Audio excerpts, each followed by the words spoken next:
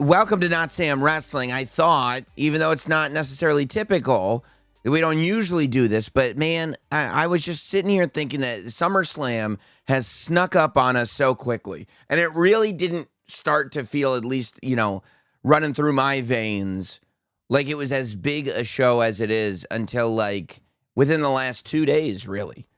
And then you start to look at all the activity going on. You start to look at everybody doing interviews, all the press that's going on. You really start to look at the card and you realize that this is a massive, massive show. And I thought we should take some time here to go down the card, do some previewing, do some predictions, do some talking, do some wild speculation, because as you know, we'll be watching the product. We will be speculating wildly right here. And the reason that we speculate wildly is because everything counts on Notsam Wrestling. Those are your 3 rules. So I wanted to break this down. I would imagine that we will have emergency podcasts that go up Saturday night, Sunday morning, Sunday night, Monday morning. We'll be back on Sirius with the whole SummerSlam recap on Monday at noon. I would imagine this week's Notsam Wrestling will either come out on Tuesday morning or Wednesday morning once we kind of assess everything that's happened, but we can't go too much into the future. Let's go to this weekend. Let's break down this SummerSlam card, okay? Saturday night. Let's get this thing rolling. Saturday night, this is what we've got, because we've got 2 on paper loaded cards. And I believe that this summer has been moving so quickly. I feel like maybe starting at Money in the Bank, starting right around Money in the Bank, it just started moving to the point where, like, if you make a list of everything that's happened, and sometimes it feels like, well, when is this going to happen? When is that going to happen? But if you really break down everything that's already happened this summer, and it's only the very, very, very beginning of August, it's nuts. And I think that you end up with this SummerSlam card that has only been built over the course of 3 weeks, but in reality, on paper, is massive. So Saturday, and every single match has stakes. Many have stips. A lot have titles. But every match counts. Every match leads to somewhere. And I think that SummerSlam, especially with the fact that it's now a 2-night stadium show, and we know it's a 2-night stadium show going forward, at least as far as next year. And I would imagine if the success keeps up, that this is going to be the norm for SummerSlam, which means not that it wasn't before, but especially when you look at this card, SummerSlam becomes a place where things happen, where it goes down. So I think that sometimes we forget that, because again, a 3-week build, you're like, okay, we're watching Saturday night's main event. Okay, we're watching Evolution. We're watching Money in the Bank. Now we'll watch SummerSlam. Clash in Paris is at the end of the month. But wait, SummerSlam. This is where stuff is going to happen. So you've got WWE Women's Championship. This is what's going down on Saturday. Tiffany Stratton versus Jade Cargill. I gotta believe that if they're ever gonna put it on Jade Cargill, Saturday night is the time to put the championship on Jade Cargill. That this is, the Jade Cargill experiment, which is we sign Jade Cargill, we hype up the fact that she's signed, we show her at the very beginning of this journey having face-to-faces with people like Charlotte, with people like Becky Lynch, just to feel the pulse of what's exciting. Then she goes away for a while. Then we bring her back. She's in the Royal Rumble.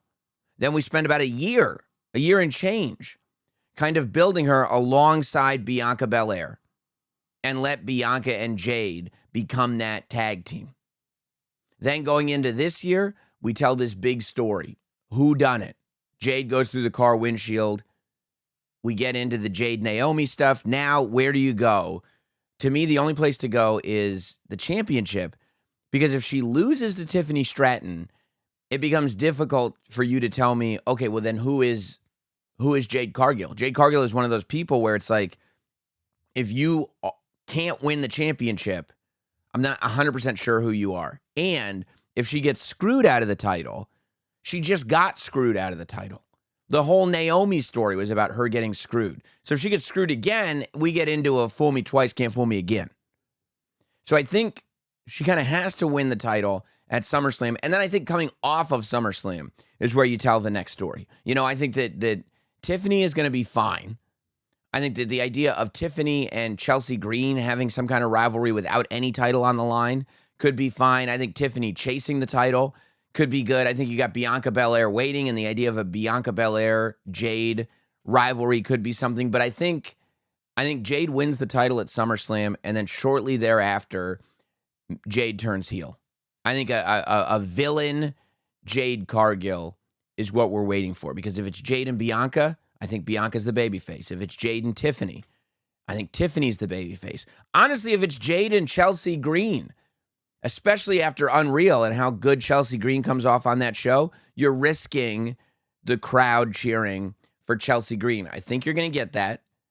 And so I think now that the journey is kind of complete and Jade Cargill's won the title, the next step is going to be she's the champion, she's a heel, and now we've got these stories going forward. Especially since Nia Jax has now just started this thing on NXT. So it's not like we're going to Jade and Nia after this. Nia is probably the one heel that could babyface Jade Cargill. So I think you go to Jade Cargill as champion, Jade's a heel after this. Also, Women's Tag Team Championship, Raquel and Roxanne Perez versus Charlotte Flair and Alexa Bliss. Now, just for the sake of the Liv Morgan story, I would have said whoever they were facing at SummerSlam, leave the titles on Raquel and Roxanne Perez. And you still might do that, because you could have this thing where it's like with Charlotte and Alexa Bliss, maybe an original plan could have been, Charlotte or Alexa, one of them take a pin from either Raquel or Roxanne, and it disappoints the other team member. And the fact that they were never friends from the beginning, this is where that team starts to fall apart. And that might be the case if Alexa Bliss and Charlotte didn't work so well as a team. I think the evidence, it's not just an opinion. I think there's evidence that they're working well as a team, because Charlotte has become a babyface because of it. Like, it's the ultimate sign of success. Like, this is what you were looking for the entire time. And a lot of people said it's not going to happen. And then all of a sudden, this humanizing effect of teaming with Alexa Bliss and the vulnerability of Charlotte having to go back to square one after Jade Cargill said, you're going to have to go to the back of the line, has made Charlotte into a babyface. I think the last thing you want to do, and if that team splits up, Alexa Bliss is the babyface.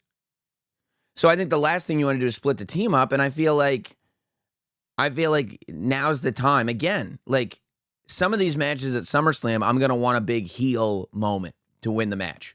I think this is one of those where you can just have a feel-good babyface. And I think what you do is have Dominik come out to help Raquel and Roxanne. And the same way he helped Becky Lynch, but really it was to help Liv Morgan.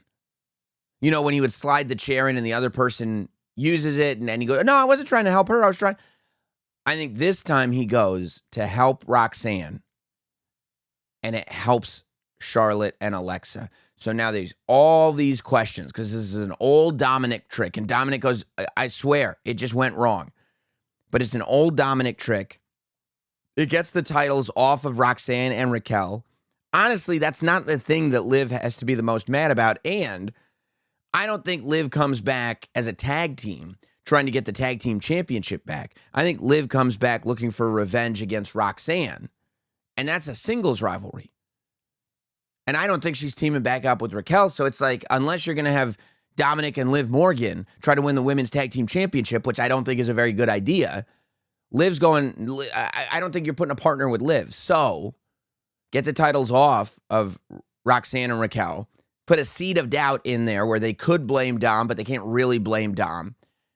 And move that story forward. And now you've got Charlotte and Alexa Bliss as the women's tag team champions. Both of them are baby faces, and eventually, when they come off of this tag title reign, they're both. It's like it's the best. It's like when you had Bianca and Jade as tag team champions.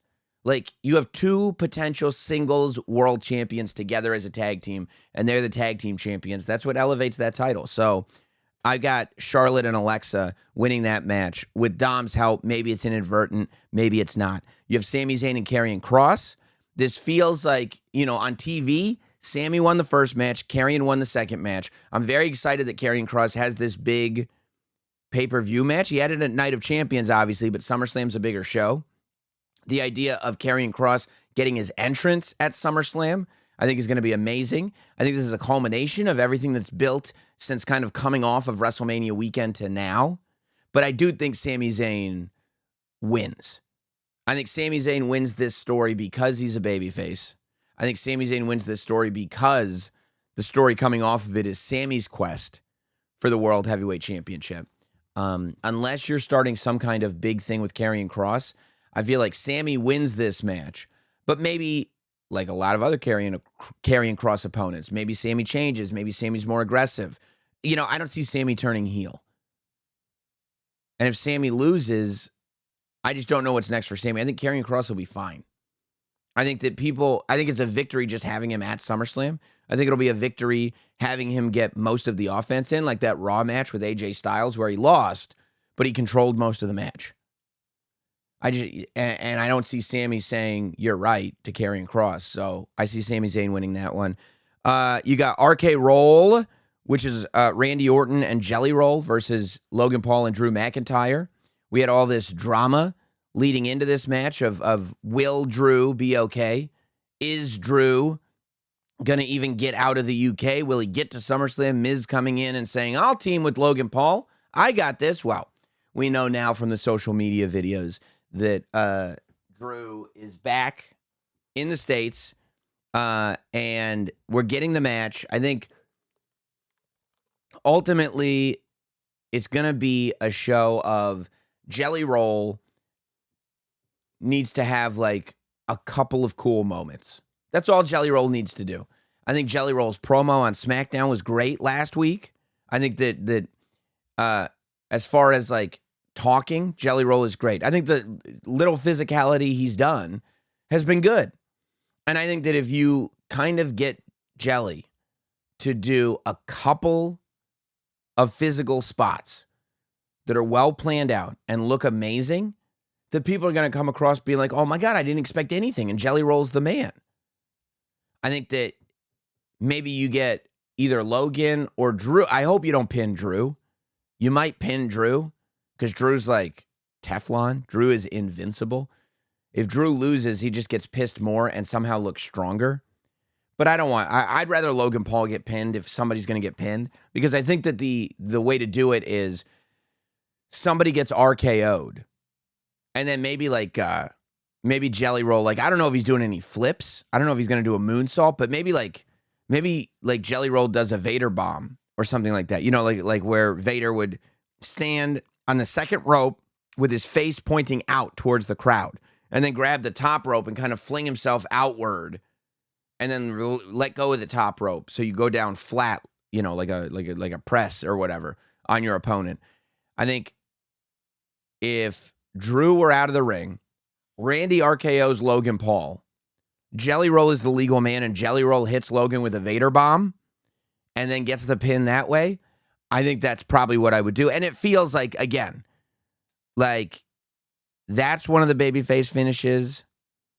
Sami's a babyface finish. Tiffany and Jade, it's not really clear who's the babyface, who's the heel there. And maybe they're both babyfaces. And Charlotte and Alexa babyface finish. So you're saying, Sam, what is it? You just having all the good guys win? Well, I think then you get to Roman and Jay versus Bron Breakker, and Bronson Reed. There is a world where Roman gets pinned. I think in no world should Jay get pinned, because I think that that's a cop-out, and I think it doesn't do Jay any service. I think if you're going to have Roman Reigns and Jey Uso lose, as much as I don't want to see it happen, if you're going to have them lose, it should be Roman that takes the pin, because it is so much more impactful.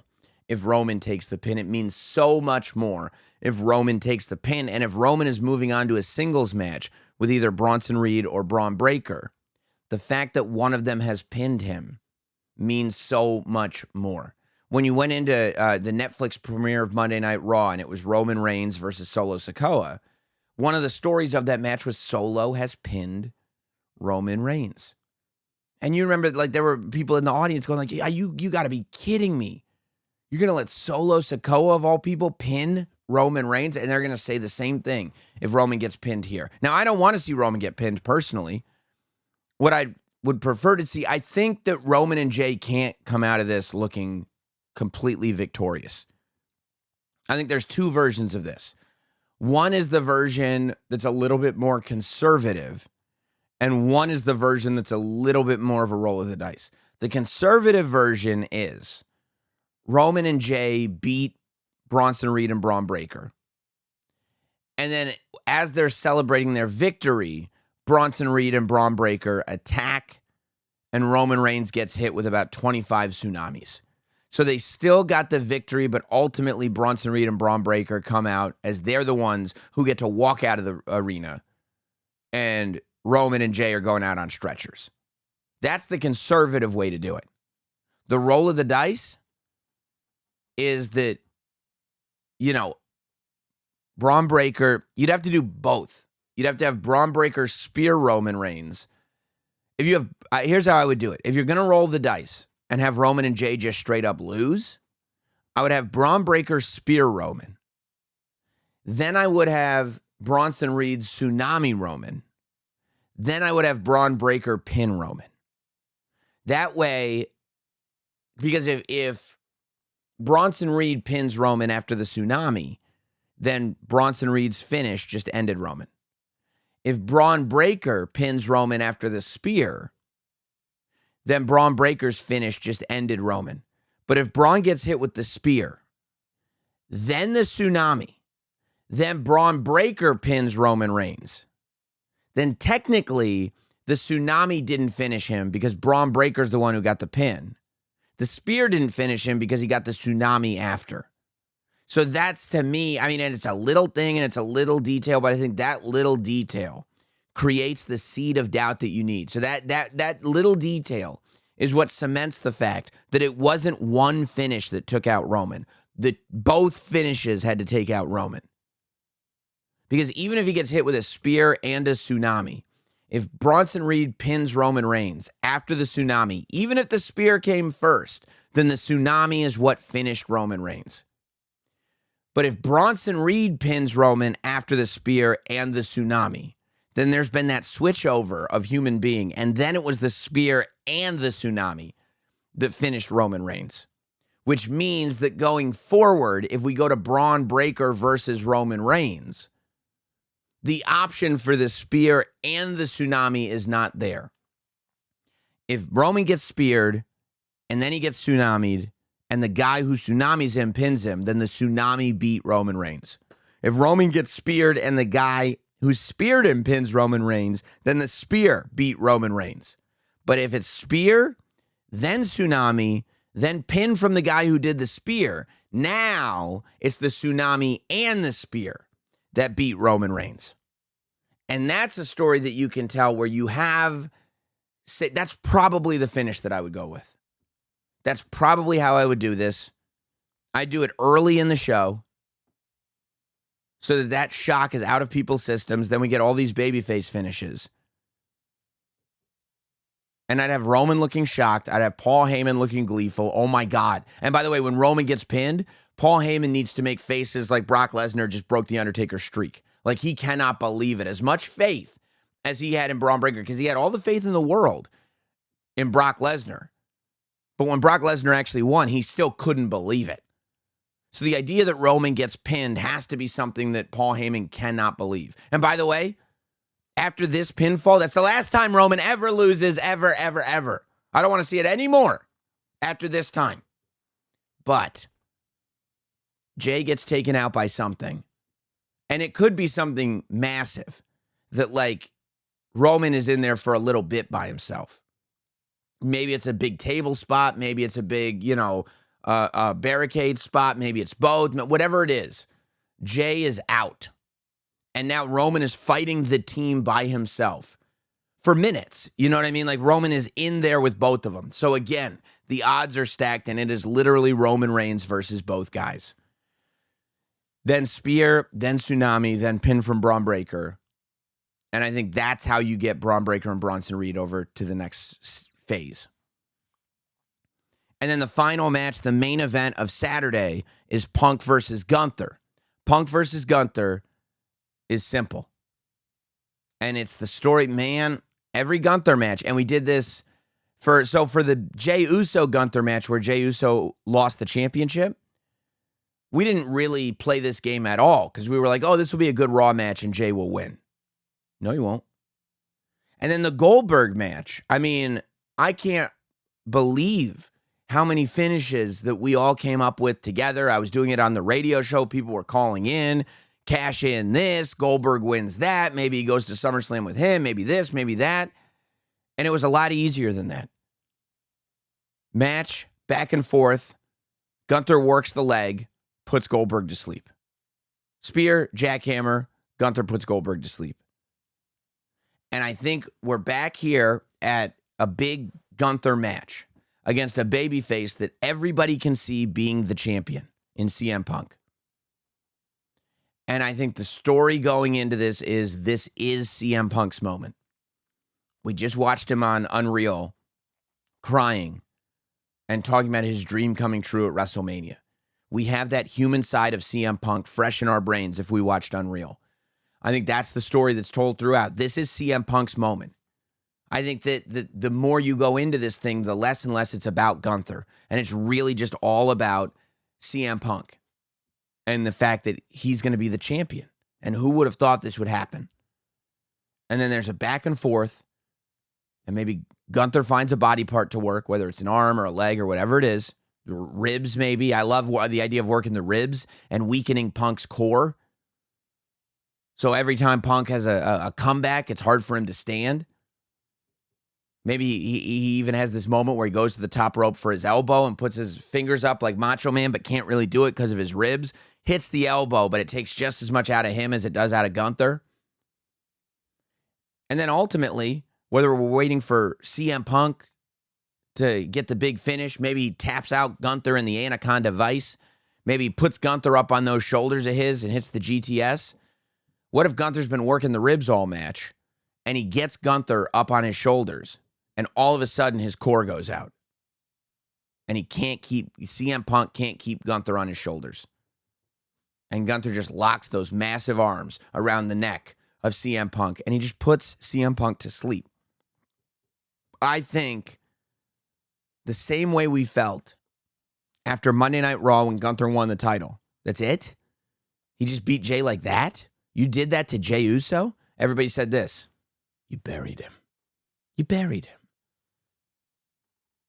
When Goldberg gets put in the sleep, that's it? Goldberg just goes to sleep and that's it? That feeling times 1,000 is what happens in the main event. I mean, take the air out of the room completely. You want a moment. No cash in, no Seth, no Punk victory, no nothing. Punk goes to sleep. Because Punk will be fine coming out of this. He's one of the biggest stars ever. He'll be absolutely fine. Any story that Punk is in is a top of the card story because people are so interested in this guy. And he can work his way back to the title. And now you're telling a story where Punk finally got the opportunity and he couldn't get it done.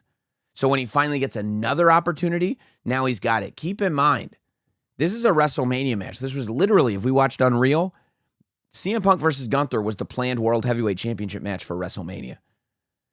And I think since WrestleMania, you have told a new story with Gunther, which is, as we've talked about here on the show, he's the reality. He spoils everything. And at MetLife on Saturday night, after a night of save for, Roman and Jay, and, Jade Cargill's, you get, the unthinkable happening at the beginning of the show. Then you get a big win from Jade Cargill, a moment. You see Jelly Roll get a pinfall victory and a Vader bomb. People love it. You see Charlotte and Alexa winning the championship. People love it. And there's tension with Dom and Raquel and Rox. People love it. Sami Zayn gets that feel-good victory over Karrion Kross. People love it. And then CM Punk goes to sleep. And people go, what? and they're waiting for their cars outside of MetLife Stadium going, what the hell just happened? And they have to sleep on it and wake up the next day before they realize that was incredible. Gunther is a beast. And when they'll be thinking that is when they're on their way to night 2. Here's what we've got for Sunday at SummerSlam. I'm assuming the TLC is happening on Sunday. I'm assuming it's going to be 6 and 6. I'm assuming we get the Sunday TLC, which I would either open the show with the TLC or the women's triple threat. But so we'll do these two. The TLC is Wyatt 6 versus DIY versus Motor City Machine Guns versus Fraxium versus Street Profits versus Phoenix and Andrade. I think this is going to be great. I think you have the opportunity for Fraxium to show everybody what they've been doing. I think you got the opportunity for some amazing high spots from Montez. I think you got the opportunity for DIY to do some real sneaky ladder stuff. I think you got the opportunity for Motor City Machine Guns to prove to people, you still got it, you still got it. But I think you got the opportunity for the Wyatt 6 to go absolutely crazy, brutal crazy. Like that, they're the hardcore part of this group. But I think that this is the opportunity to get the tag team championship off the Wyatt 6 because, you don't really want to see them get pinned for the tag title. And I think that, honestly, it's Phoenix and Andrade's match. I think Rey Fenix and Andrade come out of this tag team champions because the story of them has been like, who would have thought? Like, they weren't a tag team, but their chemistry is amazing. And they're going forward with these two as a legit tag team. So what is going to be the thing that makes people go, no, I associate these two together. I associate these two as a tag team. It's going to be putting the championship on them. Phoenix and Andrade, I think, win this match. And Phoenix, we've seen Phoenix in ladder matches. We've seen Andrade. It's going to be great. You got the triple threat, Naomi versus Rhea versus Io. I think this one is very, very simple. I think I don't think this one's about like the weapons or anything like that. I don't think this one's about utilizing the no disqualification rule because you have other no DQ matches on here. You have a TLC match. You have a no DQ match. You have a street fight. So I think this one is not weapons. This one is a traditional just triple threat. And I think the finish is simple. Rhea, it's almost the reverse of the WrestleMania finish. In this one, Rhea hits her finish on Io. Rhea has the match won. Naomi, nails her with the championship and gets the pin over Io. I think Naomi comes out retaining this. We have another moment where Rhea would have been able to pin Io Sky, but Naomi comes out still the champion. There's no way you can convince me that it makes any sense whatsoever to have her cash in, come over to Raw, and then 3 weeks later lose the title. No way. And I think that you can get Rhea versus Naomi, you can get Io versus Naomi, you can get Rhea versus Io as just a straight up match. You can then go with, you want to go Naomi versus Stephanie Vaquer, then you can tell me that might be the victory. If you want to get the championship on Stephanie Vaquer, the move is to have her beat Naomi because then you got Stephanie Vaquer as a champion. And now all those big matches, Stephanie versus Rhea, Stephanie versus Io, they're all still on the table. If you have Rhea or Io win the championship, then Stephanie would have to beat one of those two. If you have Naomi keep the championship and Stephanie's going to win the title, then you can still do Rhea and Io down the road for Stephanie. And those are all big matches. And I think there's a good chance Stephanie wins the title in Paris. But we'll talk about Paris when it's time to talk about Paris. You got Women's Intercontinental Championship. By the way, 3 women's championships being defended at SummerSlam this year. Women's Intercontinental Championship, no DQ match. Lyra Valkyria versus Becky Lynch. And if Lyra doesn't win, she does not get another opportunity against Becky. I think Bayley's going to be involved in this match. It's a no DQ match. I absolutely think Bayley's going to be involved. I think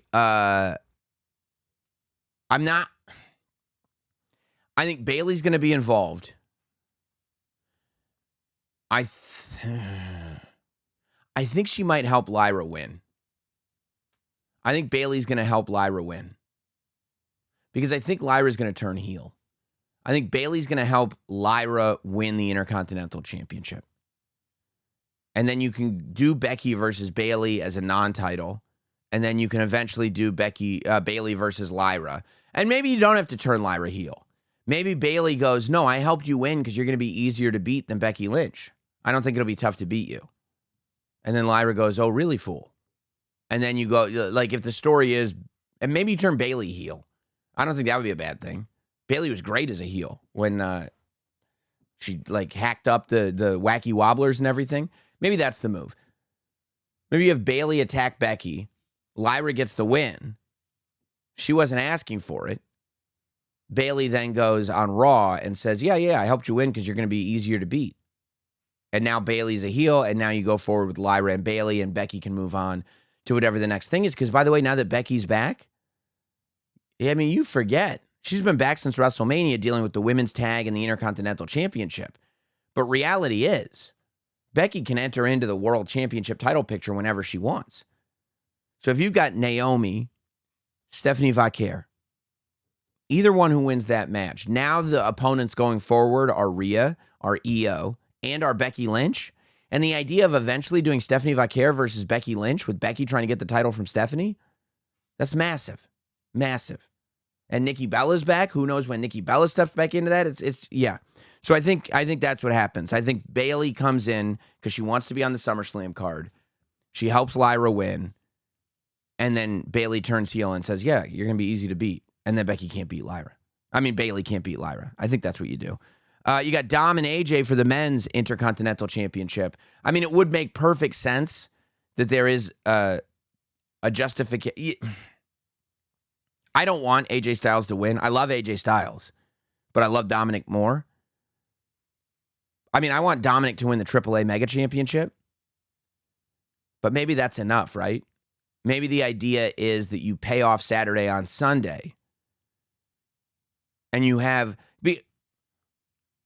maybe you have Roxanne try to help Dom, and that also doesn't work. And then you think the Judgment Day is going to explode. Because I think the eventuality is Dom's a babyface.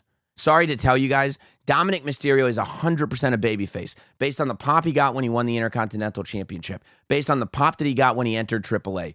Dominik is a babyface. And I think when Liv Morgan returns, you're not running back the Rhea Liv story with Roxanne Perez. I don't think. Because Finn Balor is the one trying to make it all happen, clearly.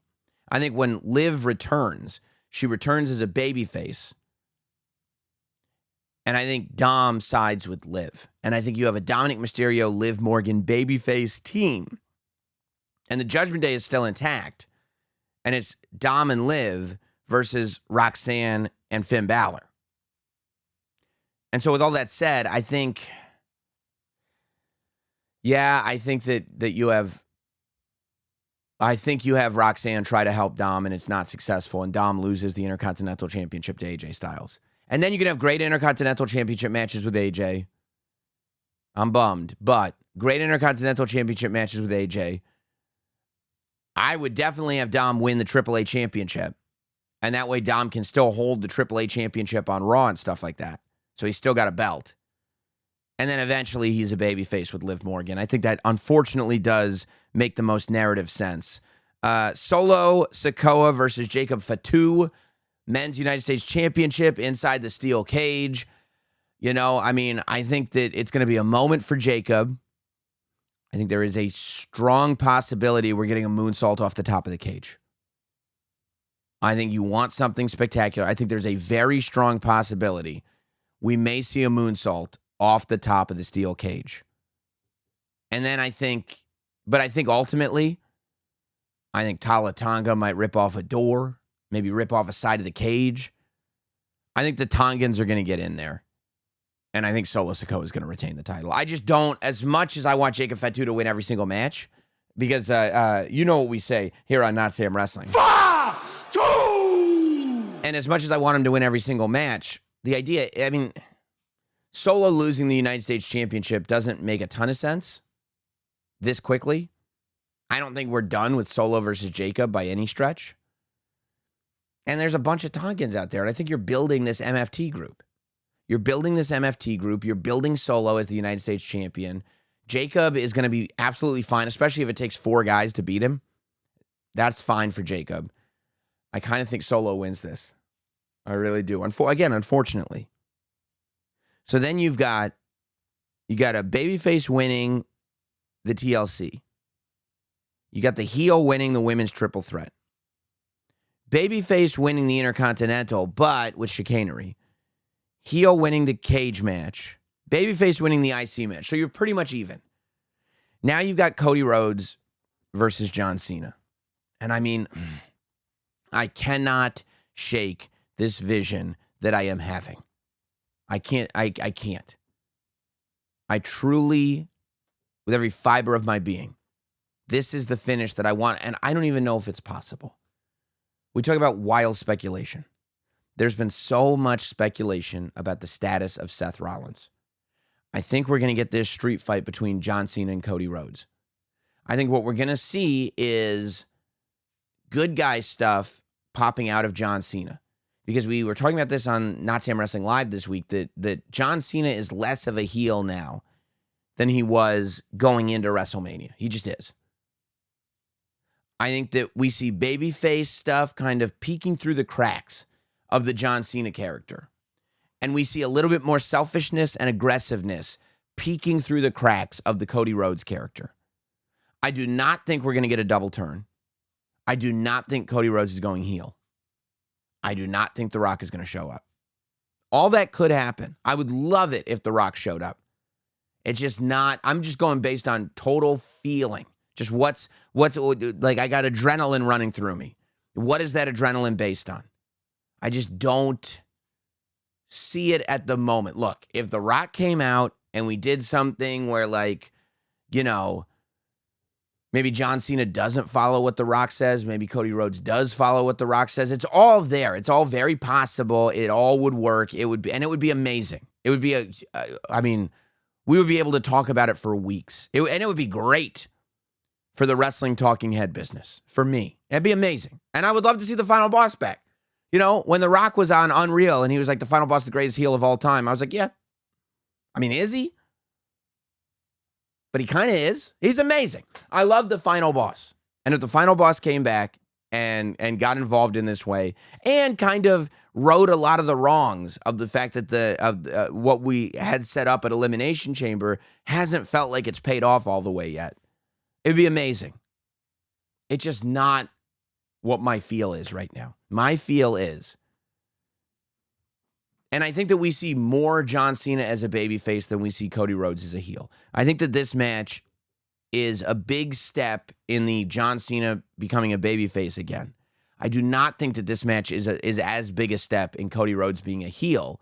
I just think it's Cody Rhodes being more aggressive because he has to be. All that said, it doesn't feel to me, and maybe I'll feel different after John Cena and Cody Rhodes are on SmackDown tonight. I'm assuming they will be. I think that you're going to have a cash-in this match. I don't think it's going to be in the CM Punk match. And I don't think Paul Heyman's going to be involved. I think that Seth is going to get the briefcase from Paul Heyman, because Paul Heyman's been the one carrying around the briefcase. I think that Seth is going to cash in the John Cena-Cody Rhodes street fight. Assuming he's not as injured as he says he is. We don't know. This is wild speculation on my part. But I keep having this vision of Seth cashing in, pinning John Cena. John Cena cannot believe it. One corner of the ring, John Cena has this face like, you got to be kidding me. The other corner of the ring, Cody Rhodes has his WrestleMania 39 face. Like, you've got to be kidding me. And Seth Rollins is not holding up the World Heavyweight Championship. He's holding up the WWE Undisputed Championship. Because now you've got where I'd go immediately is probably John Cena versus Seth. That's probably where I'd go immediately. You go to John Cena versus Seth. You can do it in Paris. You can do it wherever.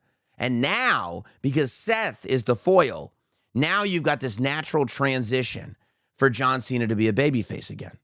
But you can also revisit one of John Cena's best rivalries, which is John Cena versus Seth. John's not getting the world title back from Seth. You can then go to Braun Breaker versus Seth Rollins. Maybe Paul Heyman didn't realize. Maybe Seth lied to Paul Heyman. Maybe Paul Heyman isn't involved in this.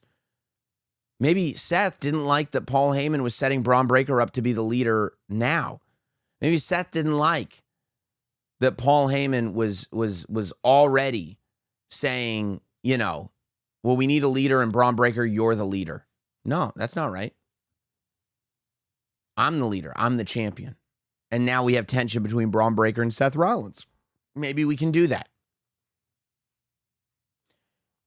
Maybe then we go to Cody Rhodes versus Seth Rollins. What if we did Cody Rhodes versus Seth Rollins one more time? And this time the WWE Undisputed Championship is on the line. What if CM Punk wanted to get the WWE Undisputed Championship? And who does he have to face? His ultimate rival, the guy that he hates more than anyone, the guy that hates him more than anyone, Seth Rollins. What if Roman Reigns finally wants his championship back? What if Roman Reigns wants his baby back? And who does he have to face? The guy that betrayed him and broke up the Shield. The guy that cost him the title at WrestleMania 40. The guy that stole his wise man at WrestleMania 41. What if Seth is able to carry this title all the way to WrestleMania 42? And the main event of WrestleMania 42 in Las Vegas, Nevada, is Roman Reigns as a babyface versus Seth Rollins as a heel for the WWE Undisputed Championship. Seth could be injured. Seth could be on crutches. Seth could be out for months. But if he is not, this is the way I see it going. And it makes more sense to me than anything else. And it sets up all the matches, all of them. And to me, that's what leaves you leaving SummerSlam talking. And if Seth is injured, I think you have Cody maybe hitting John Cena with the belt. Cody doing something where the finish makes you question, is Cody a heel or a babyface? That's plan B. If Seth is injured and he's not cashing in, then I have Cody winning the WWE Championship back, but doing it in a way where we leave SummerSlam questioning if he's a babyface or a heel. It's not a full heel turn. It's a question. But man, do I love that Seth finish. If it's possible. I don't know. I'd love to hear what you think. Leave it in the comments on YouTube. Leave it in the reviews. If you're listening on audio, make sure you're subscribed to the podcast feed on Spotify, on Apple. Make sure you're listening. You could listen to the podcast feed on SiriusXM. If you got SiriusXM, make sure you're listening to Notsam Wrestling Live Monday through Thursday, 12 to 2 p.m. Eastern. If you're watching on YouTube, make sure you subscribe to the channel. Make sure that you're leaving comments, hitting like. I would listen on audio and watch video if I were you. And I would, however you like to consume Notsam Wrestling, make sure you're locked in, because I'm sure we will have content throughout the weekend. I can't leave you alone. Happy SummerSlam. We'll talk soon.